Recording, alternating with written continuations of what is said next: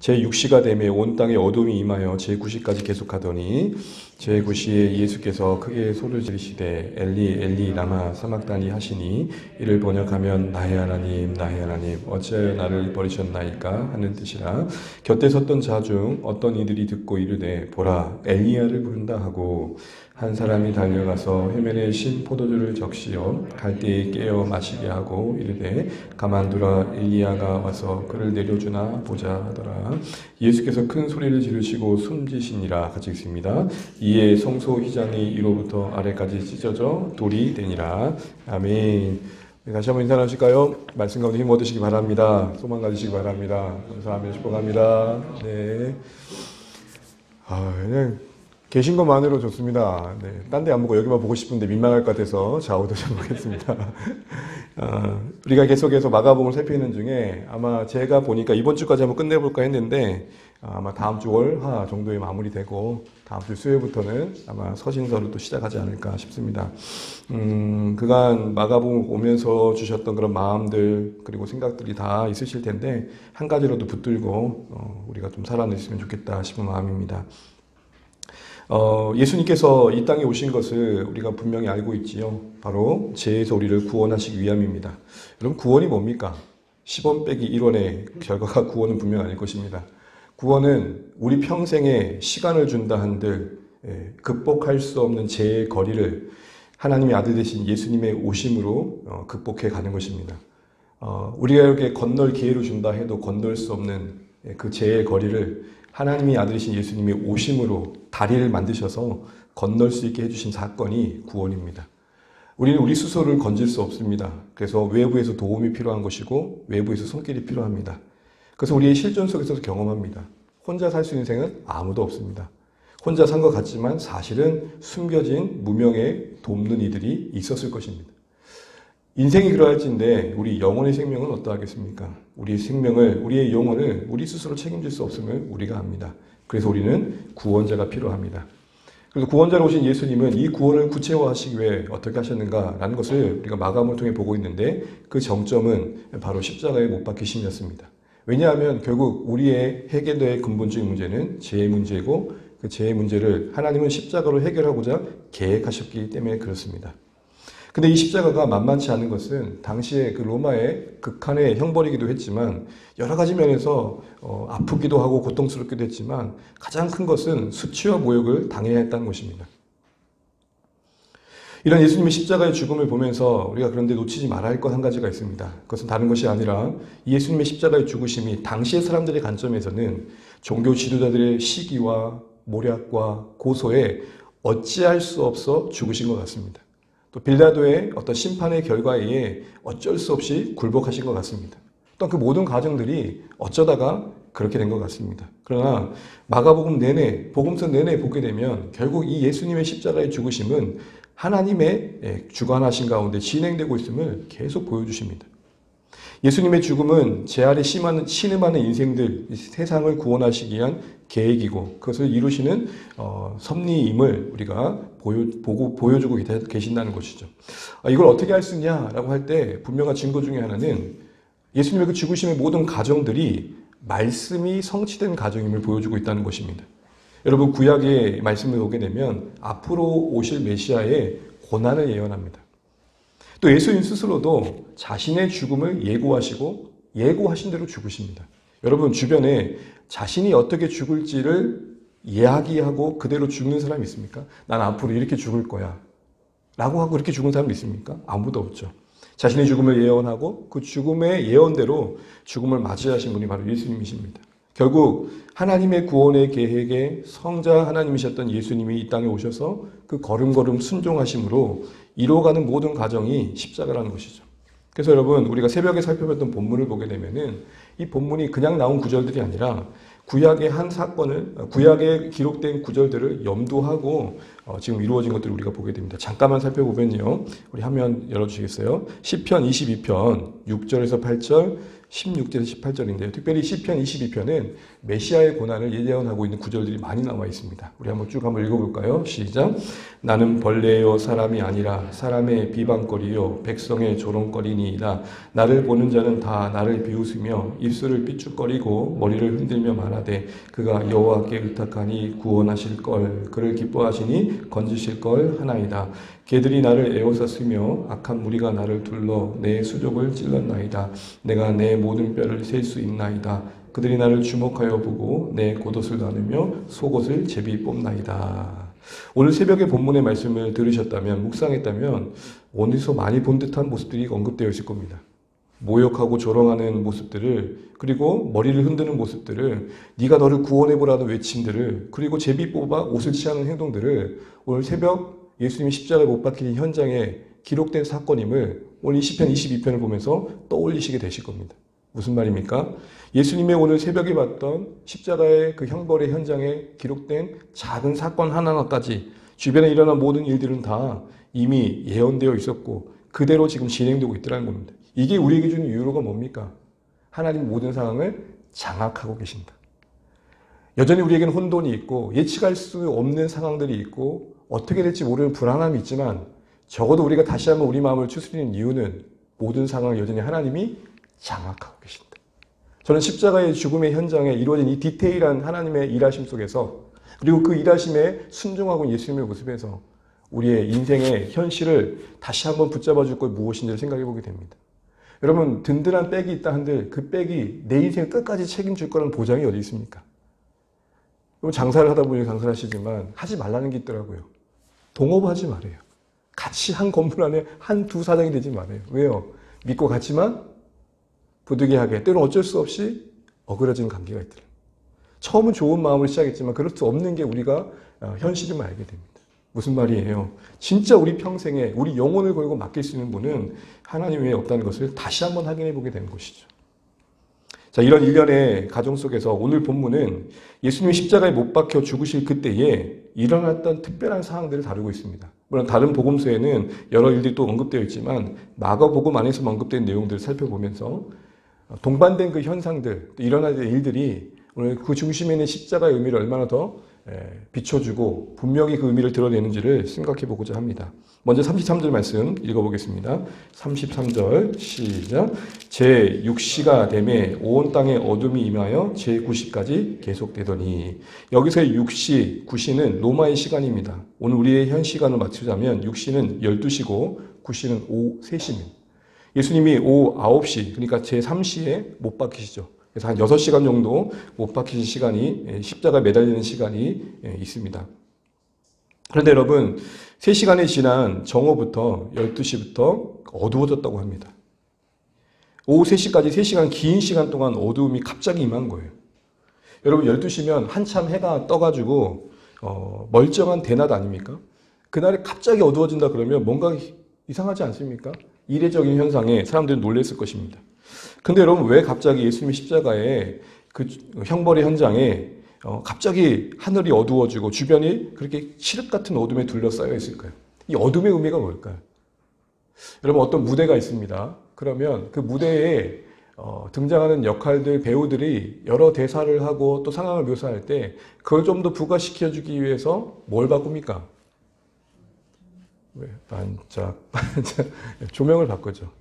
뭔가 묵직한 분위기를 위해서 조명을 어둡게 하고 밝은 분위기를 위해서 조명을 더 화려하게 하고 이렇게 말하면 노래방 생각하시면 안 됩니다. 발라드면 발라드 분위기가 나오고 디스코면 디스코 나오고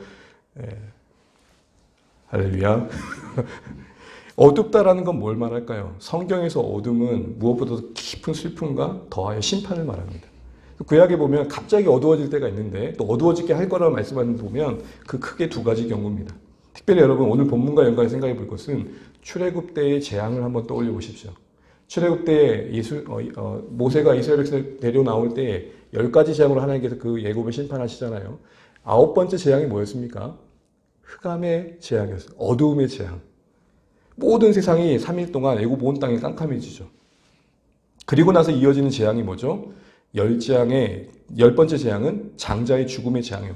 이걸 피할 수 있는 방법은 문설주에 어린 양을 죽여 피를 바르는 거였습니다. 여러분 이 그림 속에서 오늘 본문을 딱하니 보십시오. 흑암에 이어 예수님이 운명을 다하십니다. 짙은 어둠과 함께 그 끝자락에 운명을 다하신 것. 이게 바로 출애굽의 흑암의 재앙 이후에 어린 양의 죽음과 맞물려 있다고 생각되어지지 않습니까? 흑암의 재앙 이후에 어린 양의 피로 살 수 있게 되었듯 이 어둠에 의해 예수님의 어린 양 되심의 희생과 죽으심으로 살 길이 열릴 것을 지금 보여주고 계신 겁니다.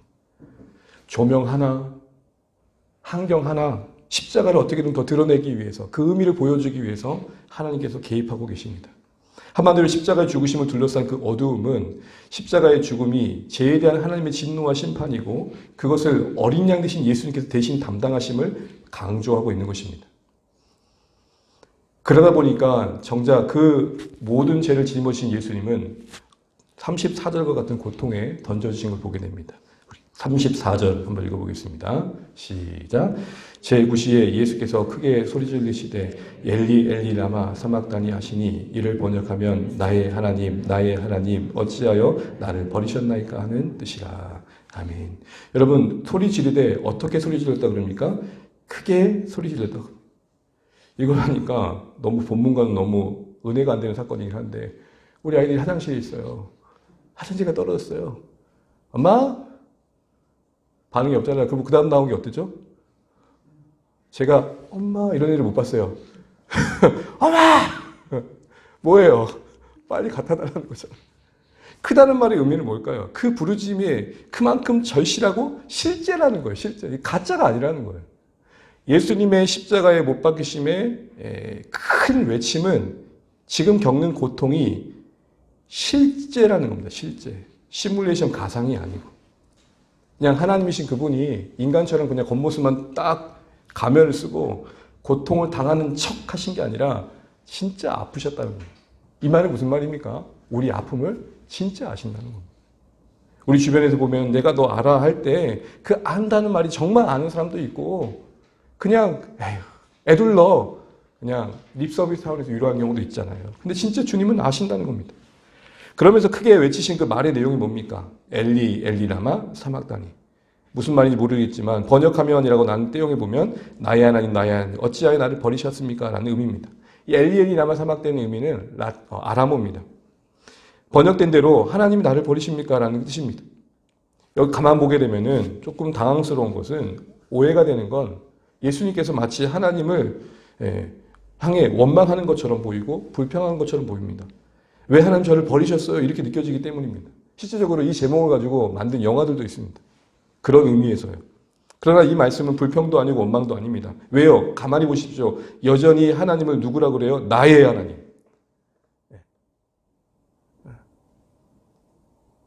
부르짖는 그 현장에서도 어쩌니 하나님은 뭐라고 불러요? 나의 하나님.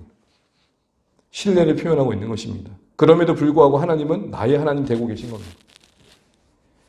이 말씀은 시편 21편 1절을 그대로 기억하신 대로 고백하고 계시다. 다시 말하면 이 고통의 순간에도 아무 말이나 내뱉는 게 아니라 말씀으로 그 고통을 고백하고 계신다는 측면에서 지금 이 예수님의 부르짖음은 그냥 넋두리도 아니고 불평도 아니라 이 상황마저도 이 고통마저도 순종의 자리로 채우겠다라는 고백임을 보게 됩니다. 시편 22편 1절 한번 읽어보겠습니다. 화면 보시고요. 시작. 내 하나님이여 어찌 나를 버리셨나이까? 어찌 나를 멀게하여 돕지 아니하시오며 내 신음소리를 듣지 아니하시나이까? 그때 당시 한 시대를 살았던 한 신자의 고백을 고스란히 예수님께서 담아내셔서 같은 고백을 하심으로 오늘 그 말씀하셨던 바가 예수님이 당하신 고난의 고백임을 오늘 이루심을 보여주고 계십니다. 뭐 하나 고통의 시간 하나마저도 어쨌든 말씀의 순종으로 채우려지는 예수님의 의지를 본다면 넋두리도 원망도 불평도 아니라는 것이죠. 그럼 여러분 이 아픔의 그 호소는 어떤 의미일까요? 정확하게 보자면 그것은 육체적인 아픔 그 너머에 하나님께로부터의 버림받음의 단절의 고통입니다. 그럼 왜 단절당하셨습니까? 예수님으로서의 단절이 아니라 우리 죄를 대신 지신 속죄물로서의 단절이었습니다. 그대로 마가복음 10장 45절을 볼까요? 다음 구절 한번 읽어보겠습니다. 시작. 인자가 온 것은 섬김을 받으려 함이 아니라 도리어 섬기려 하고 자기 목숨을 많은 사람의 대속물로 주려 합니다. 우리가 잘 아는 것처럼 예수님께서 십자가를 지심으로 우리 죄악을 대신 담당하신 거죠. 대속물이란 것은 그분은 그분의 죄로 못 박히심이 아니라 우리 죄 대신하여 못 박히셨다는 것입니다.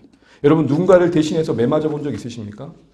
고등학교 때 조금 멋진 애가 있었습니다. 조금 뭐라 그럴까요? 영웅과 같은 아이. 그래서 셋이 걸렸어요. 셋이 걸렸는데 얘가 그 멋진 애가 선생님 얘네들은 잘못 없습니다. 저를 다 몰빵하십시오. 선생님 어떻게 하셨을까요? 멋진 건 용납 못하죠. 그래 없죠. 그래서 그대로 대속제사가 되셨어요. 수학 선생님이 너무 잔인하셨던 분이 계셨어요. 지금도 기억하면 썸뜻한데 조남이 김자, 대자, 중자였어요. 근데 정한 기준이 60점이잖아요. 60점을 못 넘은 사람들, 그럼 제가 만약 50점이라면 10대를 맞는 거예요. 저는 10점, 10포인트. 우리 하준이가 만약에 40점이면 20포인트. 자, 이제부터 어떤 경제 논리가 돌아가는지 보십시오. 가위가위보 시킵니다.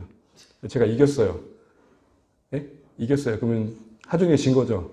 저희 10점이 그대로 이 어린 양에게 고스란히 대속되어진 거예요. 얘는 몇 점짜리예요? 30점짜리. 엄청난 포인트를 가지고 하던. 어떤 애는 이제 누적돼가지고 어마어마한 점수를 가지고 홀로 남죠. 개를만 때리는 거예요.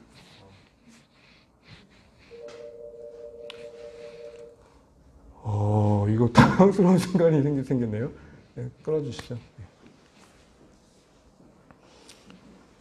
그래서 제가 이런 말씀 드린 이유는 예수님이 지금 예수님으로서 십자가에서 그렇게 외면당하신 게 아니라 우리가 그 자리에 있어야 되는데 우리 대신해서 자리에 계신 대속물로서 외면당하심인 것이고 그 위에 공포스럽게 쏟아지는 그 하나님의 진노에 대해 고통을 호소하신 겁니다. 왜냐하면 예수님은 단 한 번도 그 하나님과의 그 친밀한 관계를 빼앗겨 본 적이 없으시기 때문에 그렇죠. 여러분 정말 친한 친구가 있는데 그 친구가 평생 함께 왔는데 하루 잠깐이라 시간이 떨어진다는 것은 우리에게 너무 어색함을 주는 것처럼 예수님은 하나님의 아들이기보다는 죄를 위한 대속 제물로서 그 순간 하나님께 외면당하셨던 겁니다. 물론 그 분리는 영원한 분리는 아니었습니다. 그러나 그 잠깐의 분리조차도 괴로웠다는 거죠. 하나님 성도 여러분, 하나님과의 우리의 관계를 뭘로 드러낼 수 있을까요? 우리 하나님과의 관계의 그 깊이와 신뢰를 무엇으로 보일 수 있을까요? 우린 연약해서 때로는 원망할 때가 있어요. 그런데 그 작은 원망마저도 주님 죄송해요. 이게 우리와 하나님 관계에 보이는 거 아닐까요? 마땅하게 당연하게 따질 수 있죠가 아니라 내 연약함에 잠깐이라도 품었던 원망, 불평, 잠시라도 손가락에 있던 하나님을 향한 내 쓴 마음을 뒤늦게라도 깨닫고 주님 죄송해요. 박의 이 외침이 우리 가운데 적용된 모습이 아닐까요? 예수님께는 좀 더 적극적으로 그 잠깐의 단절도 너무 힘들어 하셨다면 좀 더 우리도 적극적으로 한다면 하루 말씀 안 보고 기도 안 보는 게 대충 여겨지는 게 아니라 당연한 게 아니라 그럴 수 있지가 아니라 무겁다. 더 나아요. 우리의 실전 속에서는 그런 마음 품으면 안 되는데 잠깐이라도 품었던 그 마음이 죄송스러운 거예요. 바로 그게 오늘 예수님이 단절 속에서 보였던 모습이고 그게 우리 가운데 그렇게 확인되어야 될 것 같습니다. 그런데 여러분 이렇게 외치는 안타까운 부르짖음 속에 대속제물로서 우리 죄 대신해 죽으시는 그 현장의 거절감 속에 쏟아내시는 하나님의 진노여 너무 버겨워 외치시는 그 엘리 엘리 라마 사박다디를 엉뚱하게 듣고 말하는 사람들이 있습니다. 35절입니다. 같이 읽습니다. 곁에 섰던 중 자중 어떤 이들이 듣고 이르되 보라 엘리야를 부른다 하고 이 예침을 보고 이 듣고 엉뚱한 소리를 합니다. 엘리 엘리 사막다니 주님은 분명히 말씀하셨는데 엘리야를 부른다고 합니다. 여러분 주변에 보면 듣고 싶은 것만 듣는 사람도 있죠. 제가 이런 경우가 있었어요. 얼굴 좀 피라고 얼굴 좀 피자 했더니 피자 사주신다고요? 와, 그럴 수 있구나. 주님은 나의 하나님을 불렀는데 이들은 엘리야로 들은 거예요. 듣고 싶은 거 들은 거. 왜 이렇게 들었을까요? 이들은 여전히 엘리야가 와야만 그 뒤에 자동적으로 임하는 메시아에 대한 기다림이 있었거든요.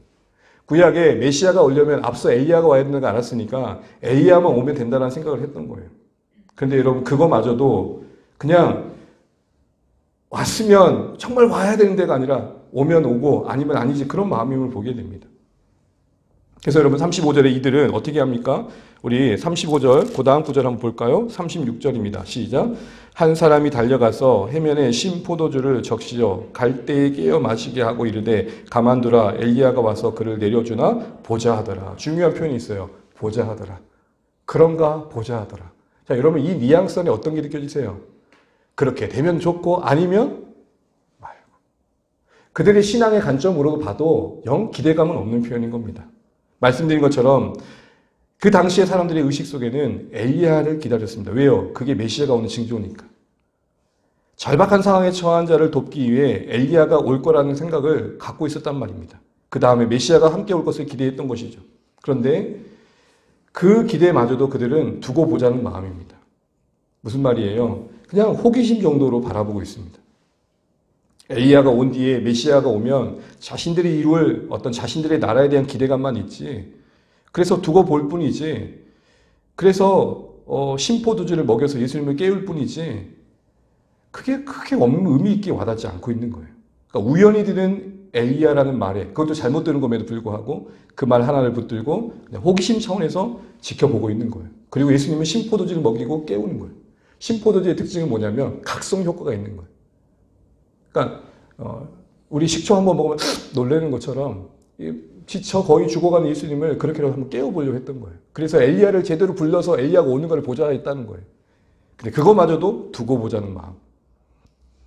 여러분 여기서 우리 뭘 보십니까? 진짜 여러분 이들이 엘리야가 안 오면 어땠을까요? 아마도 상관없었을 것입니다. 오면 좋고 안 오도 그만. 두고 보자. 우리의 신앙이 두고 보자 신앙이 되지 않았으면 좋겠습니다.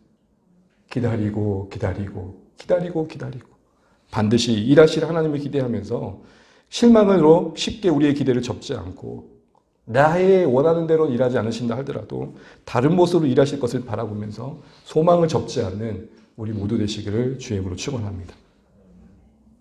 그러면서 여러분 이런 사람들이 지켜보는 가운데 예수님은 큰 소리를 지르며 숨을 거두십니다. 37절 같이 한번 읽어볼까요?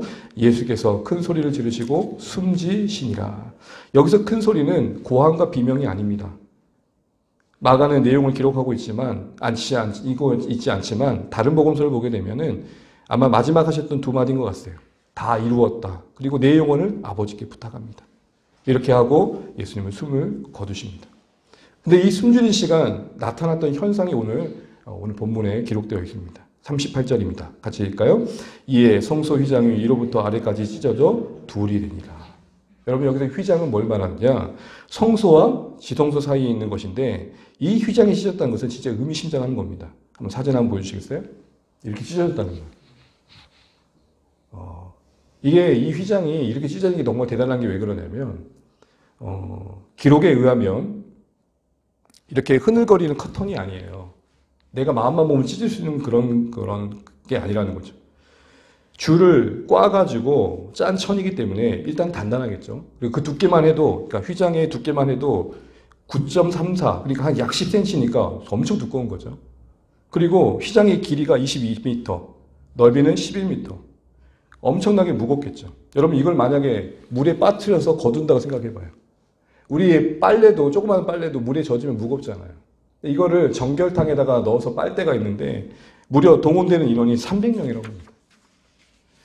지금 이렇게 있지만 종이는 찢을 수 있지만 두꺼워지면 잘 안 찢어지잖아요. 그런 느낌이에요. 근데 어떻게 찢어졌을까요? 그런 정도의 두께이고 무게이고 단순한 그런 야들야들한 천이 아닌데 어떻게 찢어졌을까요? 이걸 바로 신비로운 사건이 초자 현장의 사건이라는 거죠. 근데 이런 찢어진 의미가 뭐냐는 게 되게 중요합니다. 성소와 지성소를 구분했던 이 휘장은 구약시대에 아무나 임의로 열 수 없었습니다. 1년에 단 한 번 대제사장이 옷을 갖추고 들어가 이스라엘 백성 전체를 대성해 제신의 속죄 제사를 드릴 때만 들어갔었습니다. 그리고 들어갈 때도 뭘 달았냐면 딸랑딸랑 방울을 달았어요. 왜요? 움직이면 안에서 소리가 날 거 아니에요. 네. 그런데 소리가 안 나요. 그럼 뭐예요? 그 대제사장이 뭔가 하나님 앞에 범죄하여 직사한 거죠. 그래서 줄을 달고 그렇게 딸랑딸랑한 배를 달았던 겁니다. 그만큼 지성소는 거룩하게 구별된 것입니다. 그 두께만 보세요. 그런데 그게 찢어졌다? 누구의 죽음과 함께요? 예수님의 죽음과. 지성소는 하나님의 임재의 장소입니다. 하나님께 나아가는 데 있어서 하나님과의 만남의 장소입니다. 근데 이제 그것이 찢어짐으로 사진 계속 보여주실까요? 네. 그것이 찢어짐으로 이제 뭐예요? 활짝 열린 거예요. 이게 어떤 의미일까요? 이 의미를 히브리서는 이렇게 분명하게 보여줍니다. 그 다음 구절 같이 한번 읽습니다. 시작. 그러므로 형제들아 우리가 예수의 피를 힘입어 성소에 들어갈 담력을 얻었나니 그 길은 우리를 위하여 휘장 가운데로 열어놓으신 새로운 살 길이요 휘장은 곧 그의 육체니라. 먼저 휘장은 곧 누구의 육체라고요? 예수님의 육체입니다. 그러므로 휘장이 찢어졌다는 것은 누구의 육체가 찢어진 거예요? 예수님의 육체가 찢어진 거예요. 곧 예수님의 육체가 찢어졌다는 것은 예수님의 십자가의 죽으심을 의미합니다. 그것이 휘장이 찢어진 것으로 같이 맞물려 있는 것입니다. 휘장이 찢어진 것은 어떤 모형이라면 예수님의 육체가 갈기갈기 십자가에 못 박혀 찢기신 것은 실체인 거죠. 그럼 이 모형이 말하는 바가 뭡니까? 이 휘장이 찢어짐으로 상징하는 지성소에 누구나 갈 수 있는 길이 열린 것처럼 그리스도의 죽음과 함께 이 땅에는 누구든지 그 죽으심을 힘입어 그 피를 힘입어 걸어가시는 하나님께 나아갈 길들이 anybody 언제든지 누구에게든 열려 있더라는 것입니다. 그러므로 여러분 예수님의 그 죽으심의 의미와 그 죽으심과 함께 찢긴 이 휘장은 예수님이 결국 죽으심으로 이루고자 하는 것이 무엇인지를 우리에게 보여주고 있는 것입니다. 길을 여셔서 이제는 우리가 하나님의 은혜의 보좌 앞으로 담대히 나아갈 생명의 길을 여셨다는 것입니다. 여러분 다시 한번 우리는 이 은혜를 얼마나 누리고 있는지 돌아보면 좋겠습니다. 우리가 습관적으로 예수님의 이름으로 기도합니다 라는 그 의미가 우리가 얼마나 가슴 깊이 와닿은지를 생각해 보면 좋겠습니다. 여러분 제가 가끔 드렸던 예화인데 기억하십니까? 제가 강원도에 살 때가 있었습니다. 강원도에는 전투의 현장들을 곳에 갖고 있습니다. 다리 하나를 두고 고지의 싸움이 있어집니다. 그러면 이 다리를 건너냐 안 건너냐는 큰 차이입니다. 치열한 전쟁이 일어날 수밖에, 전투가 일어날 수밖에 없는 것이죠. 가끔 보면 그 다리마다 탄 총알의 흔적들이 곳곳에 있습니다. 여러분 저는 그걸 봐도 별 감동이 없습니다. 수많은 관광차들이 그곳을 지나가면서 별 감흥이 없습니다. 그런데 단 한 사람은 그 다리를 그냥 지나갈 수 없죠. 누굴까요? 전우를 그곳에서 잃었던 노병. 바로 그곳에서 치열한 전투를 통해서 그것을 쟁취하기 위해 피 흘려 싸웠던 노병은 그 다리를 그냥 건널 수 없습니다. 타는 하나하나마다 전우들이 떠올랐을 거고 나 대신 죽은 전우들이 생각났을 것입니다. 그 치열한 싸움에 그 힘겨움들이 떠올렸을 것입니다. 무엇을 말씀드린 겁니까? 우리가 이렇게 예배에 나와도 별일 없는 거. 어디서나 기도할 수 있는 거. 정말 어디서든지 내가 하나님을 바라볼 수 있는 것. 이 모든 게 우리 주님의 죽으심과 함께 우리에게 열린 은혜의 결과라는 것입니다. 우리는 이 은혜를 누리고 있는가? 누린다고 할 때는 그 무엇보다도 감사가 있는가라는 것일 겁니다. 더 나아가 우리는 이 은혜를 은혜되게 하고 있는가라는 것입니다. 무슨 말입니까? 여전히 하나님은 그 자신을 주심으로 우리를 끌어안고 계시는데 그 안에 있는 정작 우리는 그 품을 느끼지 못하는 거죠. 불안한 거예요. 언제 날 내치시면 어떨까? 십자가로 그 자신을 찢으심으로 우리를 안으신 하나님이신데 우리는 여전히 언젠가 내쳐질 것 같은 불안감 속에 하나님과의 관계를 누리지 못할 때가 있더라는 거예요. 그러면서 자신을 괴롭히죠. 내가 충분히 헌신하지 못했으니까. 내가 충분히 예배드리지 못했으니까. 주님 앞에 드리지 못했으니까. 주님 날 이렇게 거부하시겠지. 그 거절감. 그 누가 만든 겁니까? 내가 만든 겁니다. 여러분 바울 영화를 보시면서 바울이 힘겹게 했던 환영은 기억나십니까? 자신이 돌 던져 죽였던 무지에서 그때 열심으로 희생시켰던 수많은 성도들의 얼굴들이 어땠습니까? 마치 저는 그게 떠올랐어요. 옛날에 한참 유행했던 홍콩 영화 이거 눈이 모호해가지고 근데 어땠죠? 실제 하늘에서 봤을 때 그들의 모습 어땠죠? 환했잖아요. 우리는 우리 스스로 만드는 환영에 하나님의 환영을 못 누리고 있는 거 아닙니까? 기억하십시오. 자신을 찢어 흘리신 피로 우리를 안으신 게 구원입니다. 그 품 안에 우리의 못남을 볼 때마다 오히려 그 품이 감사한 겁니다. 왜요? 내 힘으로 안길 수 없는 곳이니까. 그 평안함과 그 감사가 있는지 돌아보시면 좋겠고 또한 이걸 뺏기지 않기 위해 지키기 위해 우리가 얼마나 이 시간들을 소중히 여기고 있는지 그 은혜에 힘입어 나온 자리를 귀하게 여기는지 돌아보시면 좋겠습니다. 이제 말씀을 맺겠습니다. 오늘 십자가의 죽으심 이후에 일어난 여러 일들을 보면서 그것이 십자가의 의미를 더 분명히 해줌을 봅니다. 어두움은 심판과 그 심판을 대신하시는 어린 양 되신 주님을 우리에게 깨닫게 해주십니다. 더하여 그 외침 속에서는 우리가 정말로 다시 한번 우리의 신앙의 하나님과 관계를 다시 한번 돌아볼 것들을 보여주고 계십니다. 또한 그것마저도 엉뚱하게 되는 자들의 모습 속에서 우리는 혹시 두고 보자라는 자세로 주시면 주시는 거고 아니면 말지 이런 마음이 아닌가를 살펴봤습니다. 또한 휘장의 찢어짐 속에 그리스도 안에서 우리에게 무엇을 약속해 주셨는지를 보았습니다. 사랑하는 성도 여러분, 다시 한번 우리가 말씀을 묵상해 준 중에 십자가를 묵상하는 중에 우리의 신앙이 하나님께서 기뻐하시고 원하시는 자리로 더 나아갈 수 있도록 말씀을 바르게 깨닫고 이해하고 그 말씀 우리 삶 가운데 적용해 갈 수 있는 우리 모두 되시기를 주님의 이름으로 축복합니다.